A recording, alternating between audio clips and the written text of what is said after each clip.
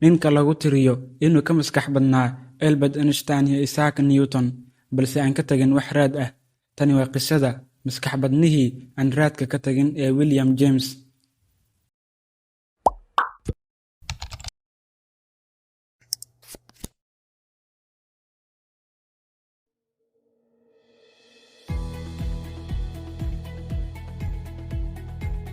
Reer galbeedku waxay maskaxda ku cabiraan wax loo yaqaan intelligent quotient oo loo soo gaabiyo IQ. Tusaale ahaan, Albert Einstein waxaa lagu qiyaasaa inuu lahaa 160 oo IQ ah, Isaac Newtonna 190 oo IQ ah. Balse ninkan aynu ka hadlayno maanta waxaa lagu tiriyaa inuu ka mid ahaa dadkii ugu IQ badnaa, wuxuuna lahaa 260 oo IQ ah. William James ayaa dhashay sanadkii 1898. Waa nin Amerikaan ah. Aabihii wuxuu ahaa nin yaqaan cilmi nafsiga, wuxuuna ka baxay jaamacadda Harvard.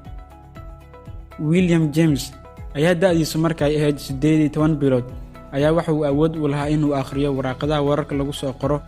Dabcan way adag tahay cunug jira 2 sano inuu wax akhriyo. Sidoo kale, William James ayaa marka ay da'diisu ahayd 8 sano ayaa waxa uu ka hadli jiray 8 luuqadood oo kala duwan iyo luuqad kale uu asagu si gooni ah u samaystay. 8 luuqadood uu ka hadli jiray ayaa waxay kala ahaayeen Greek, French, Rush, German, Hebrew, Turkish iyo Armenian. Luuqadda uu isaga ku hadli jiray uu ikhtiraacay ayaa waxaa lagu magacaabaa Vendagood.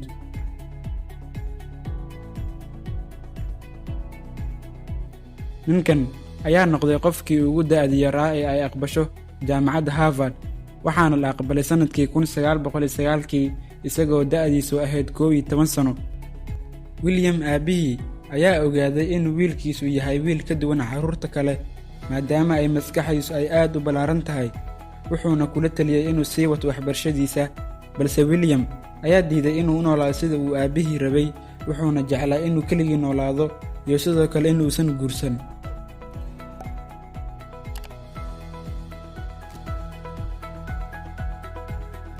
William ayaa ka soo muuqday waraaqda wax lagu qoray ee newspaper-ka.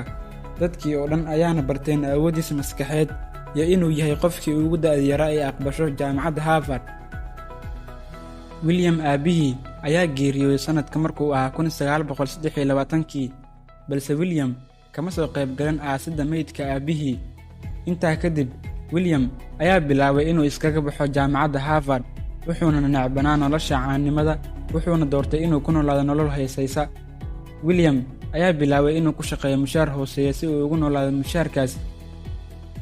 Markii ay dadka ogaadeen in William uu iskaga baxay jaamacadda Harvard uuna bilaabay inuu ku shaqeeyo shaqo hooseysa, ayaa waxa ay ku dhihi jireen, waxaad weyday awooddaadii yaraanta.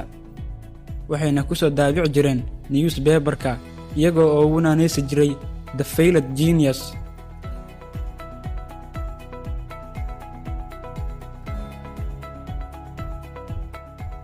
Sanadka markuu ahaa 1919 ayaa William James xabsiga loo taxaabay, waxaana loo xiray ka qayb qaadashada xafladdii hanti wadaaga ee maalinta May ee ka dhacday Boston, taas oo ay isku beddeshay rabshado. Waxaa lagu xukumay 18 bilood oo xarig ah, balse waalidkiis ayaa lacag ka bixiyey. Intaa kadib, William ayaa bilaabay inuu ku noolaado qol yar oo ay u taalo hal sariir, wuxuuna ka shaqayn jiray shaqooyin fudud. William ayaa aaminsanaa inuu farxad ka helayo nolosha kelinimada, isagoo sidoo kale diiday inuu guursado.